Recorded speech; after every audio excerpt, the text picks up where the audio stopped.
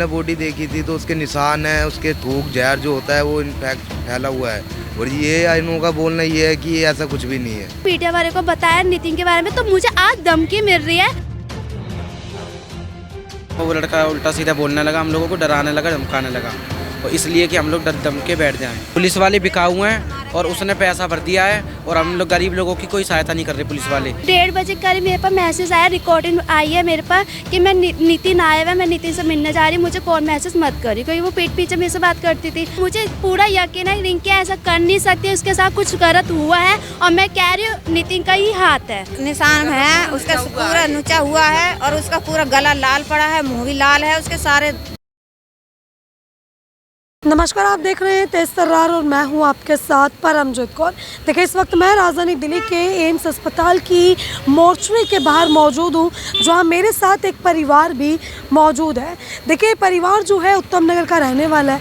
इनके ऐसे आरोप है कि इनकी बेटी रिंकी, जिसकी उम्र में 21 साल, अपने घर से वो काम करने कहीं बाहर जाती है, जहाँ उसका साथी और उसका बॉयफ्रेंड, देखिए साथी भी था और उसका बॉयफ्रेंड भी था, उस व्यक्ति ने इनकी बेटी की हत्या कर डाली, ऐसे इनके आरोप हैं।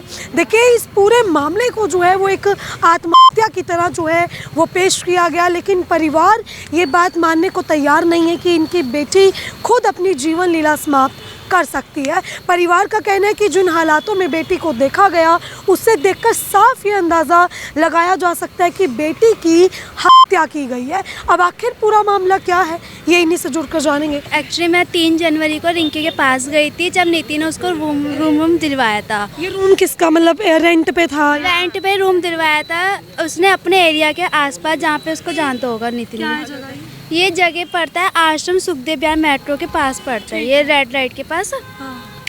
तो इसके बाद 3 जनवरी तो नितिन कह भी रहा था मेरे से पहले कि इसके साथ ही रहने आ जाओ, वैसे भी अकेली रहेगी, तुम भी अकेले रहते हो, इसके साथ ही रहने आ जाओ। नितिन को जानती थी पहले? वैसे मैं नितिन को इतना नहीं जानती, जब से रिंकी मुझे मिली, जब से मैं नितिन को जानने लग गई थी। मतलब रिंकी और नितिन दोनों आपके लिए अननोन पर्सन थे जब तक आप उस रूम में शिफ्ट हुए? हाँ, तो दोनों को एक साथ ही जानती थी, कोई इससे पहले मैं किसी को नहीं जानती थी, दोनों को एक साथ जानती थी। तो फिर उसके बाद 3 जनवरी को मैं रिंकी के पास रही, तब तो नितिन का पता अच्छा था, बोलना चावल, घूमना फिरना सब कुछ करता था, मैं घुमा भी था, सब कुछ खाने पीना जो भी था, ठीक है। फिर उसके बाद पता नहीं अचानक से क्या हुआ क्या नहीं, मुझे ये सब नहीं पता। फिर रिंकी की मेरी थोड़ी बहुत लड़ाई वड़ाई हो गई थी, तो फिर रिंकी को मैं छोड़ के चली गई, क्योंकि नितिन ने उसको रूम दिलवाया था। तो नितिन ने ये कहा था कि तुम क्यों जा रही, रेंट तो मैं दे रहा हूँ ना, तुम्हारा 2-3 जो भी है रूम के पैसे से मैं दे रहा हूँ, तो तुम क्यों जा रही हो, नेहा को जाने तो फिर रिंकी गई, मैं फिर रिंकी ने एनिन दोनों ने बात करी होगी, तो मैंने कहा कोई नहीं मैं चली जाती हूँ। फिर मैं चली गई उसको छोड़ के, ठीक है। जनवरी को आई थी, जनवरी को जैसे लास्ट के दिन मैं चली गई थी। फिर उसका 1-1.5 हफ्ते में मैंने बात नहीं करी, फिर धीरे धीरे मैंने उससे मैंने खुद ही अपने तरफ से बात करने स्टार्ट करा था। फिर मैंने रिंकी से बोला था कि मैं तेरे पास दोबारा आ सकती हूँ, तो उसने बोला था कि पहले मुझे नितिन से बात करने थे। फिर मैंने कहा कोई नहीं तू बात कर ले, कोई नितिन का हो सके, नितिन मुझे बुला भी सकता है, और एनी का नहीं, एनी मुझे मना भी कर सकता है, क्योंकि एनी मुझे थोड़ा बहुत चिढ़ता था।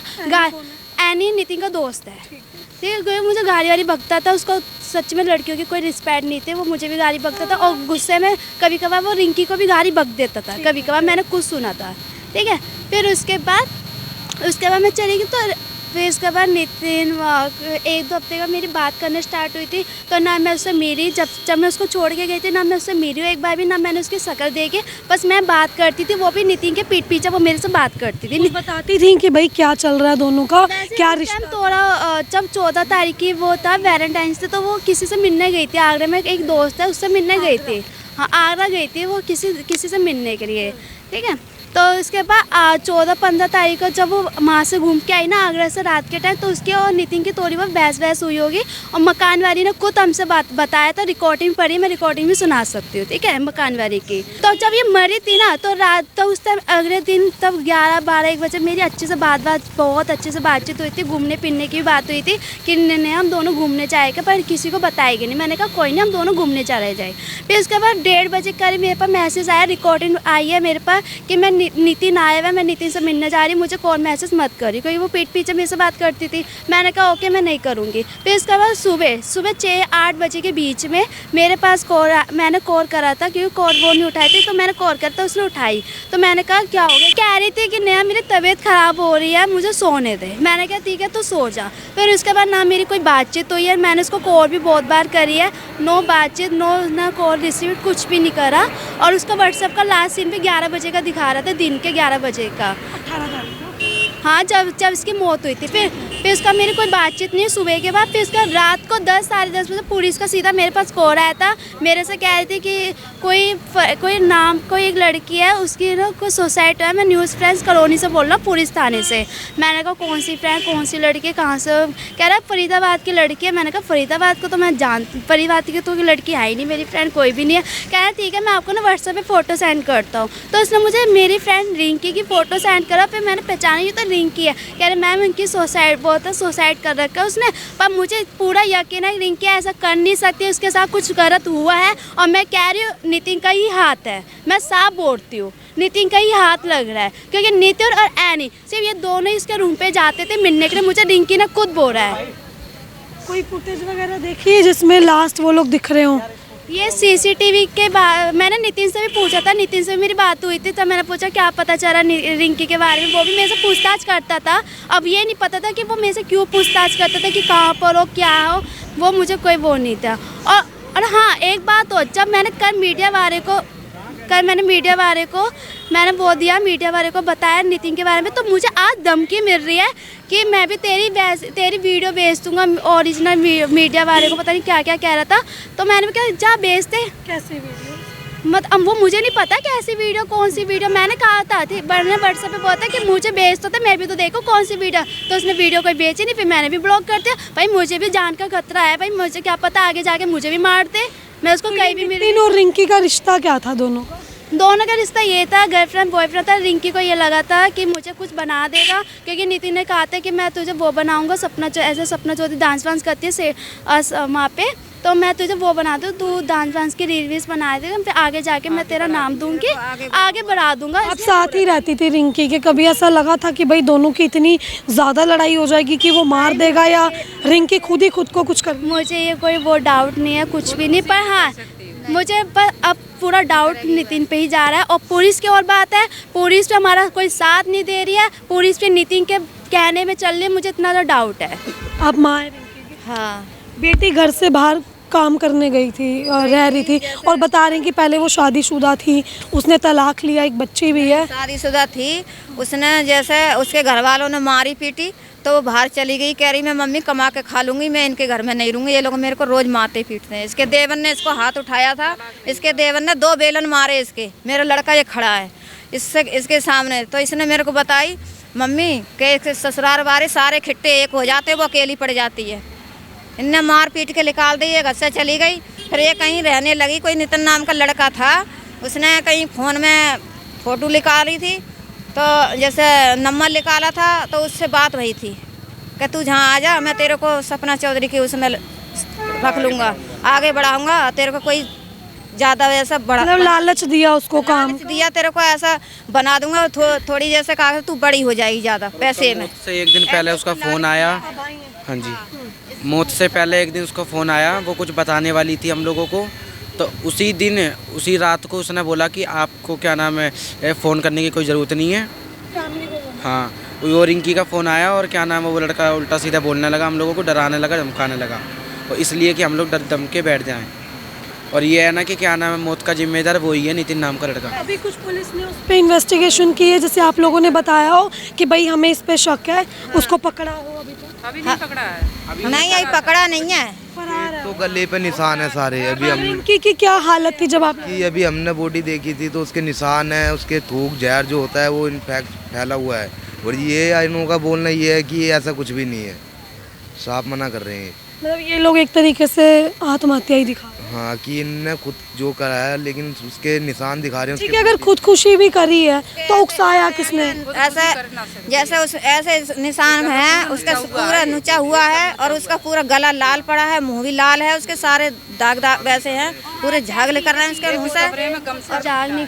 और हाँ एक बात और, मैं मकान वाले के पास गई थी जहाँ पे वो रूम लिया था, मैं उसके पास भी गई थी इन सबके साथ। और मकान वाली ने आंटी, मकान जिसका मकान था उन आंटी ने खुद बोला, रिकॉर्डिंग भी पड़ी मेरे पास, कि उन्होंने ये बोला था कि 2 आदमी भी आए थे, 2।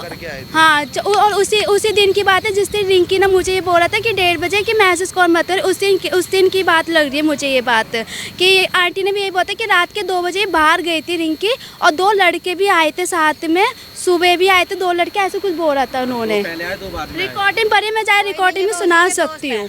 नितिन के दोस्त हैं। मतलब आप लोग को पूरा शक है कि नितिन और नितिन का दोस्त ही आ सकता है, और कुछ को डाउन में तो पुलिस में भी लग रहा है, मैं साफ बोल। कुछ न कुछ इंसाफ मिलना चाहिए। न्यू फ्रेंड्स कॉलोनी थाने का मामला। हाँ पुलिस सारे साथ दे ही नहीं रहे। हमें इंसाफ मिलना चाहिए। लड़की तो मेरी जान से चली गई, नहीं मेरे को मिलेगी अब दोबारा।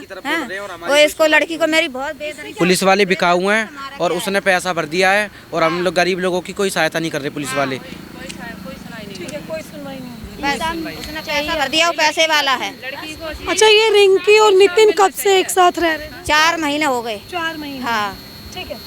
तो देखिए ये जो पूरा इन्होंने मामला बताया कि रिंकी जो है वो अपने पति से अलग होकर रह रही थी, क्योंकि ससुराल वाले काफ़ी ज़्यादा मारपीट करते थे, परेशान करते थे, जिसके बाद जो है रिंकी ने ये फैसला लिया कि वो अपने घर से बाहर निकलकर पैसे कमाएगी। उसी बीच एक व्यक्ति की जो है देखिए एंट्री होती है इस पूरे मामले में, नितिन नाम है जिसका, उसने जो है रिंकी को बड़े बड़े सपने दिखाए कि वो सपना चौधरी के साथ काम करता है। देखिए हरियाणा की जानी मानी डांसर सिंगर सपना चौधरी, जिसका हवाला देते हुए नितिन ने रिंकी को जो है अपने साथ में लाया और बड़े बड़े सपने दिखाए। लेकिन अब रिंकी की जो है देखिए संदिग्ध हालातों में मौत हो चुकी है। हम इस चीज़ की पुष्टि नहीं कर रहे हैं कि ये हत्या है या आत्महत्या है, लेकिन परिवार के खुले आरोप है कि रिंकी की हत्या की गई है। देखिए नितिन जो है वो फरार है, लेकिन ये जो उनकी दोस्त है नेहा जो कि साथ ही रहती थी, नितिन जो है वो लगातार इन्हें भी धमकियां दे रहा है, जान से मार देने की, वीडियोस वायरल कर देने की, इस तरीके की धमकियां जो है वो इन्हें मिल रही हैं।